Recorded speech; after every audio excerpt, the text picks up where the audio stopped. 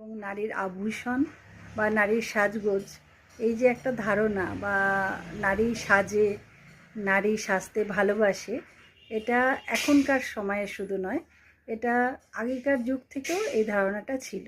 সেই জন্য অজন্তা ইলোরার গুহাচিত্রেও আমরা দেখতে পাই যে মেয়েরা সামনে আয়না নিয়ে কেশ সজ্জা করছে বা কেউ নিজের মুখ দেখছে, বা আমাদের প্রাচীন যে খোদাই চিত্রগুলো সেখানেও আমরা নারীদের নানা রকম সাজের বর্ণনা পাই।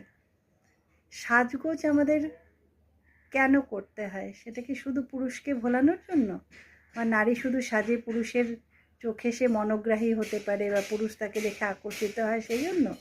না, তাহলে তো বিয়ের পরে সাজগোজের কোনো মানেই থাকে না। আমার মনে হয় সাজগোজ করা উচিত নিজের জন্য, অর্থাৎ নিজেকে ভালো রাখার জন্য। সাজগোজ মানে সেটা নয় যে আপনি মুখে মেকআপ ছাড়া সাজ হচ্ছে না, সেরকম কিছু নয়। নিজেকে পরিপাটি রাখা, যেটা আগেকার দিনের মায়েরাও রাখতেন। বিকেলবেলা হলে পরিষ্কার পরিচ্ছন্ন হয়ে একটা সুন্দর শাড়ি, পাট ভাঙা ছাপা শাড়ি পরে চুলটা একটু পরিপাটি করে আঁচড়ে সুন্দর করে, তখন তো এত নাইটি পরার চল ছিল না, তো মায়েরা বাড়িতে শাড়িই পরতেন, তার মধ্যে পরিষ্কার পরিচ্ছন্ন হয়ে থাকার একটা চল ছিল। তো সেই জন্য আমার বাড়িতে কেউ আসুক বা না আসুক, বা আমি বাইরে বেরোচ্ছি, আমার কি বয়স, আমাকে কেউ দেখছে কি দেখছে না, সেটাকে তোয়াক্কা না করে আপনি যেমন আপনার যা বয়স সেই অনুযায়ী আপনি নিজেকে পরিচ্ছন্ন এবং সেজেগুজে সুন্দর থাকুন। সুন্দর থাকলে আপনার নিজের মনও ভালো থাকবে, আপনাকে যারা দেখবে তাদেরও ভালো লাগবে। আর সাজগোজ আমাদের শরীর মন দুটোই ভালো রাখে আর কি। আমার তো মন ভালো করার উপায় হচ্ছে, মন খারাপ থাকলে আমি সেদিন চেষ্টা করি আলমারি থেকে একটা ভালো শাড়ি বার করে সেটা পরে একটু পরিচ্ছন্ন হয়ে ভালোভাবে সেদিন একটু বেরোতে।